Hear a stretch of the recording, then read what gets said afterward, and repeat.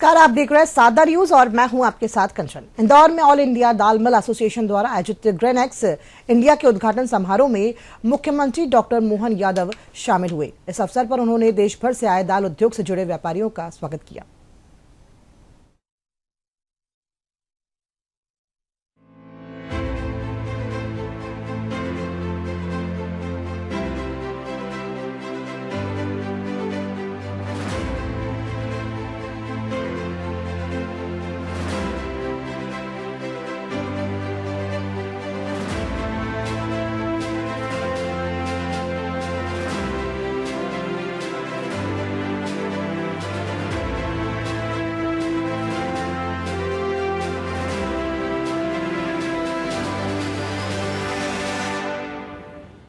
मुख्यमंत्री डॉक्टर मोहन यादव इंदौर में all India दाल mill association द्वारा आयोजित ग्रेन एक्स इंडिया के उद्घाटन समारोह में शामिल हुए।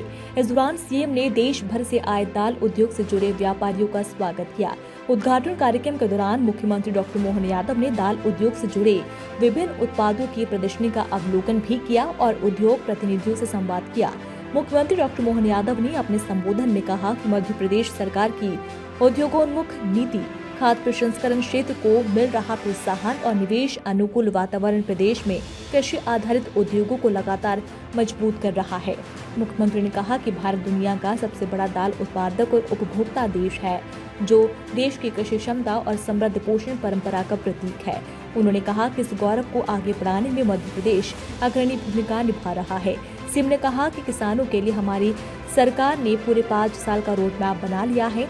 मध्य प्रदेश के बजट को हम 5 साल में डबल करेंगे, इसलिए 15% की ग्रोथ रेट से हम आगे बढ़ रहे हैं। सीएम ने कहा कि हम सरकार की जन कल्याणकारी योजनाओं को लागू करने के साथ साथ मध्य प्रदेश को आर्थिक रूप से संपन्न बनाने पर भी काम कर रहे हैं।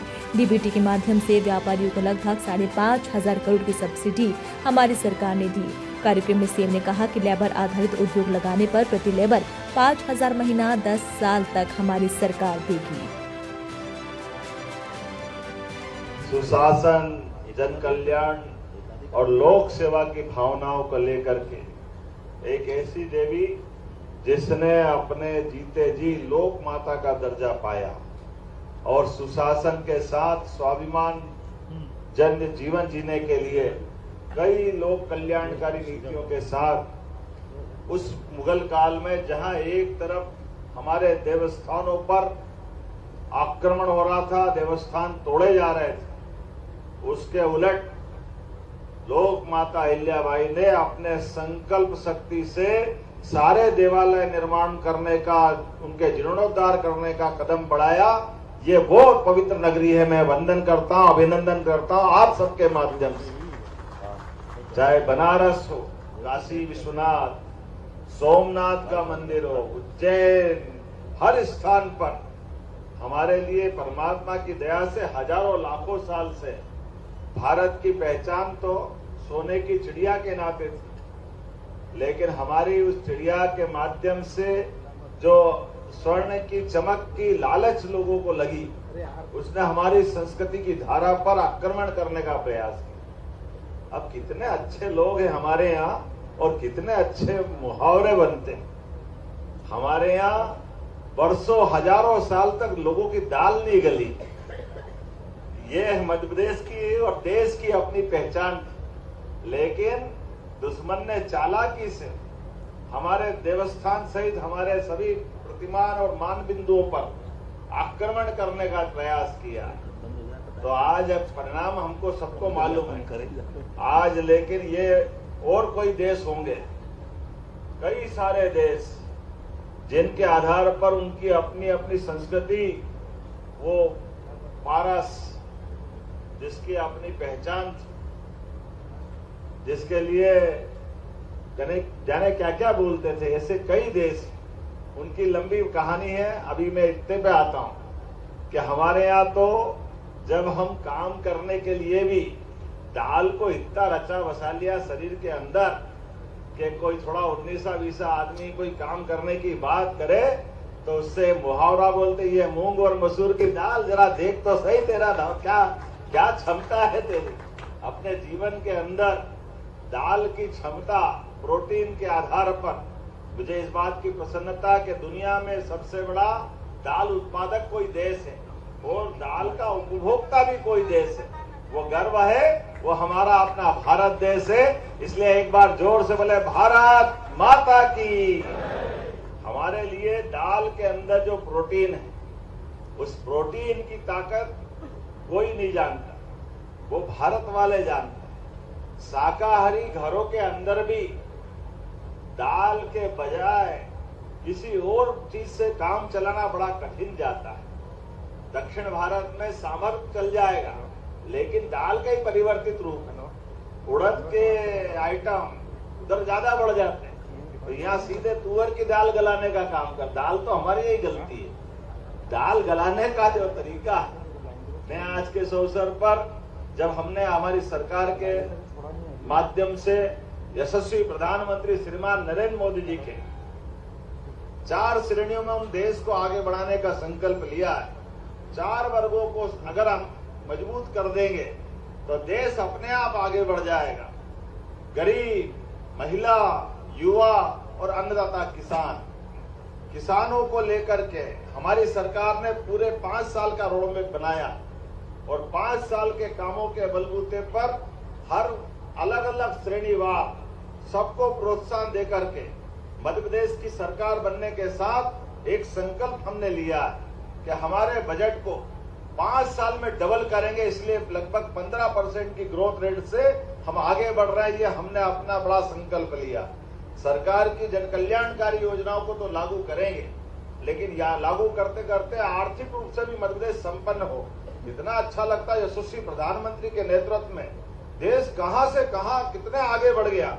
जोरदार अभिनंदन प्रधानमंत्री नरेंद्र मोदी जी के लिए। उनके नेतृत्व में भारत ने तमाम देशों के बीच अपनी पहचान बनाई। यद्यपि कहने को कहते थे कि गुटनिरपेक्ष नीति भारत अपनाता, लेकिन गुटनिरपेक्ष नीति में क्या होता था बताने की जरूरत नहीं। आज गुटनिरपेक्ष नीति का सच्चा नेता अगर कोई है तो यशस्वी प्रधानमंत्री 56 इंच वाले नरेंद्र मोदी जी की सरकार के माध्यम से चल रहा है। हमारा लिए, इस देश के लिए, देश के किसानों के लिए, देश के अलग अलग प्रकार के उत्पादन करने वाले भाई और बहनों के लिए जो बेहतर हो सकता है उस सब के लिए सरकार काम कर रही है माननीय मोदी जी के नेतृत्व में। और यही परिणाम आ रहा है हमारे सामने। देखेंगे कि जब से तीसरे टर्म की सरकार बनी, आप कोई जितना ही टैरिफ लगाए, कम करे, ज्यादा करे, भारत टस से मस नहीं होता है।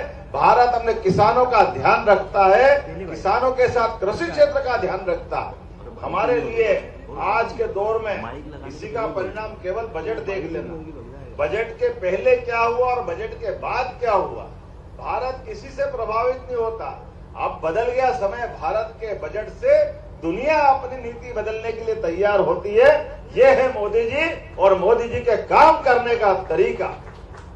हमारे लिए आज सौभाग्य की बात है जब मैं अपने राज्य के अंदर ऑल इंडिया दाल मिल एसोसिएशन के सभी मित्रों को देख रहा हूं, तो मैं आपको आश्वस्त कर सकता हूं, हमारी सरकार के माध्यम से ये क्षेत्र में खास करके किसान कल्याण वर्ष के आधार पर हमने लगातार प्रोत्साहन देने का प्रयास किया। यद्यपि मध्य प्रदेश तो हमारा एक तरह से देश का फूड बास्केट बन चुका है। खाद्यान्न उत्पादन में देश में दूसरे स्थान पर हमें, कृषि क्षेत्र में हमारी जीडीपी 39% है और खासकर हमारा एग्रीकल्चर सेक्टर से वार्षिक विकास दर वो भी 16% से बाहर जा रही है। और इतना ही नहीं, गेहूं, चना, मसूर, सोयाबीन, तिलहन में देश में अग्रणी भूमिका मध्य प्रदेश की है।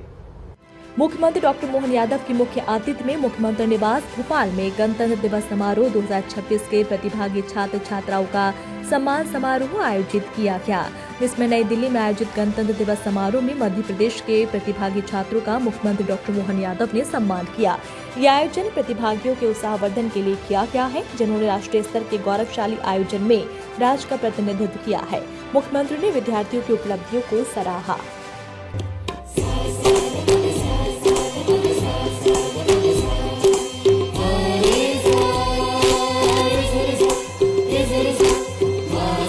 Thank you.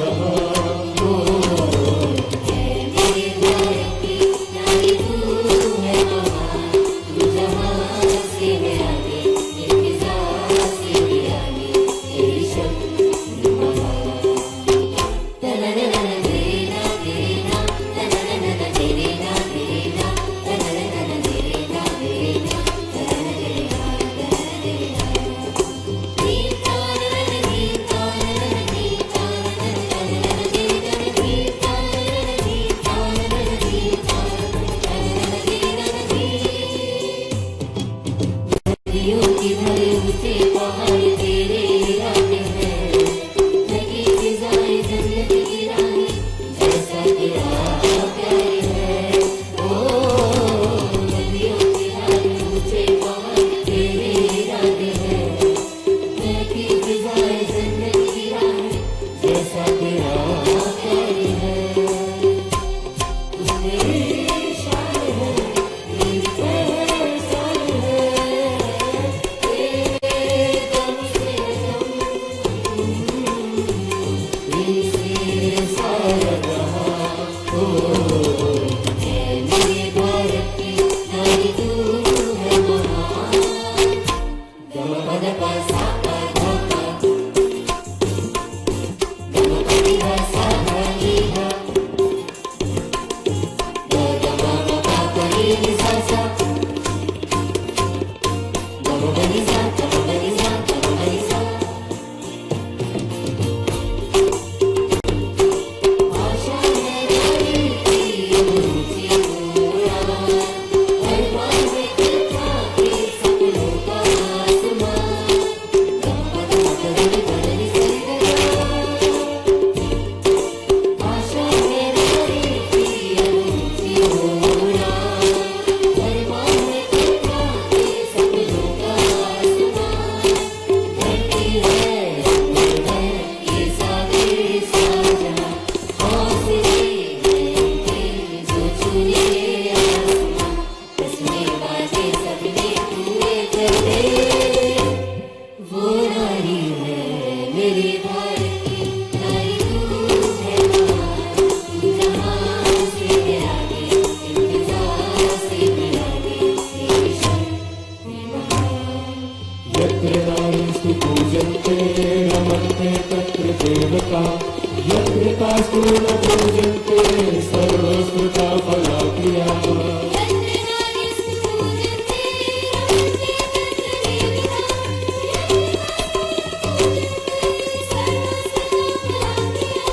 सर्वस्मृता फला प्रिया, सर्वस्मृता फला प्रिया। 27 में आप नंबर 1 पे आइए, मेरी कामना है, मेरी अपनी ओर से बधाई।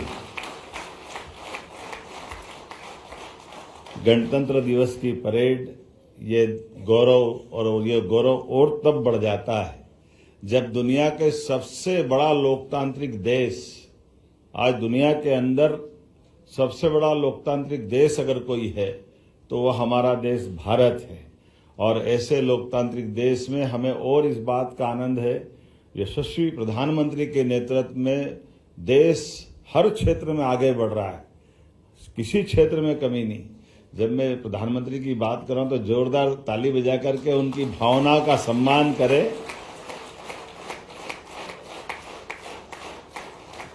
एक लोकतांत्रिक देश के नेता कैसे होते हैं, कितने प्रकार से वो सोचते हैं। मुझे गर्व है कि वो भी अपने आप का एनसीसी के साथ गुजारे हुए समय पे गर्व करते हैं। ये हमारे लिए सौभाग्य की बात है। उनके बाल्यकाल के स्कूली जीवन के चित्र हम देखते हैं तो वो ऐसे ही आप में से कोई का चित्र दिखेगा। इस प्रकार से एनसीसी की वर्दी पहने वो आनंद के साथ अपने गर्व के उन क्षणों को स्मरण करते हैं। और एनसीसी के समान एनएसएस वालों के लिए भी जोरदार अभिनंदन। हमारे एनएसएस के मित्रों ने भी अपनी जो भूमिका अदा की, मैं आपको भी बधाई देना चाह रहा हूं। और ये सही कहा अनुपम राजन जी ने, अब हमको टारगेट डबल 1.5 लाख से 3 लाख की तरफ ले जाना है। तो उनने जब बोला तो किसी ने ताली नहीं बजी, मुझे लगता कि पसंद नहीं आया उनका सुझाव। हमारा डबल टारगेट मिल रहा है, ये बात सही है। आज के इस दौर में आपकी भूमिका लोकतंत्र की भावी भूमिका को और मजबूत करेगी। आपके माध्यम से स्कूली जीवन, कॉलेज के जीवन के आधार पर हम अपने इन सारी चीजों की परिस्थितियों, जैसे आप महसूस करिएगा, हमारे अपने देश के अंदर आज के समय में अब तो संचार साधन बहुत थोड़े से में सब बता देते हैं, सोशल मीडिया हो, प्रिंट मीडिया हो, इलेक्ट्रॉनिक मीडिया हो। दुनिया बहुत छोटी हो गई और छोटी दुनिया में आप चारों तरफ निगाह दौड़ाओगे तो आपको वो सब दिख जाएगा जो आज के लिए आपको देखना बहुत आवश्यक भी है। इन सारी बातों से अब अनजान रहने से बात नहीं बनने वाली। हमारे देश के लोग, हमारे देश की प्रतिभा, हमारे देश की विरासत, ये किसी क्षेत्र में कभी कम नहीं रही। केवल एक बात की कमी रही कि हमारे द्वारा इन खतरों को समय रहते पहचानना और पहचान करके उसका समय रहते इलाज कर देना। जहां ये चूक हुई वहां दुनिया ने इसकी कीमत चुकाई है और हमारे लिए और ज्यादा चुनौती तब बढ़ जाती जब हमारी संस्कृति तो इतनी अच्छी है। हमने अपनी अच्छाइयों को बांटने के लिए भारत ने दुनिया में अपनी सदैव पहचान बनाई है। हमने कभी किसी के देश की सीमाओं में अतिक्रमण नहीं किया, हमने किसी को दबाया नहीं, लेकिन मानवता की स्थापना के लिए भारत और भारत के लोगों ने आदिकाल से अपनी एक पहचान बनाई है। और इसीलिए आपके जैसी शिक्षा अध्ययन करते करते अलग अलग विधाओं से आपको परिचित कराते हुए एनसीसी के माध्यम से, जिनकी गायन की, वादन की, किसी अपनी अच्छे बौद्धिक या भाषण देने की, जिसकी जो प्रतिभा है, हमारे यहाँ तो आदिकाल से 64 कला 14 विद्या, भगवान कृष्ण के काल से, भगवान राम के काल से, हर काल में हम अपनी प्रतिभाओं को आगे बढ़ते देख करके उनके अपने अलग अलग बनाए गए उस समय के बड़े योगदान को स्मरण करते रहते। लेकिन दुर्भाग्य के साथ कहना पड़ेगा, आज के समय और उस समय में भी थोड़ा सा उतना ही अलर्ट रहने की आवश्यकता है जितने प्रकार की चुनौती है। आप बगल के अपने दो देशों से देख लीजिए, क्रिकेट के मसले पे हमने देखा प्रतिभाओं की कमी नहीं है दोनों देशों में, लेकिन केवल अपने उस मुर्गे की 3 टांग समझ में नहीं आता, क्या करेंगे। पाकिस्तान मानता ही नहीं है, कितना ही मारो समझ में नहीं आता है। 1 बार मारो, 2 बार मारो, फिर बोलता हमको मारा ही नहीं, कितनी बार मारा।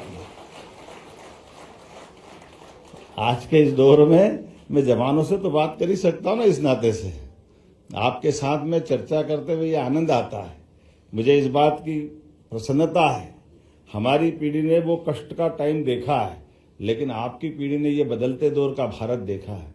हमारी पीढ़ी ने वो कष्ट देखा है कि ये पिद्दी ना पिद्दी का शोरबा, छोटा सा देश, मुंह उठाए जब देखो तब तकलीफ देता था, मुंह उठाए जब देखो तब बम फूट जाते थे।